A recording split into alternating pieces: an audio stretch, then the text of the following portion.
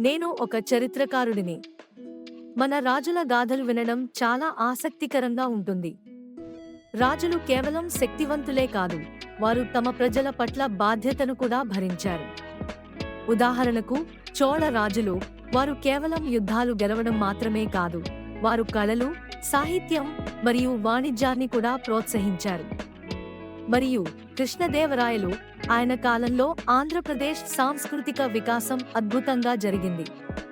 ఆయన తన రాజ్యాన్ని సుస్థిరంగా ఉంచడానికి న్యాయాన్ని మరియు సమానత్వాన్ని ప్రాధాన్యం ఇచ్చాడు.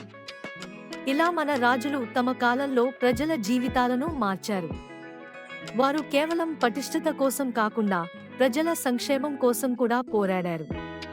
ఈ చరిత్రలోని ప్రతి రాజు మనకు ఒక పాఠం నేర్పిస్తాడు.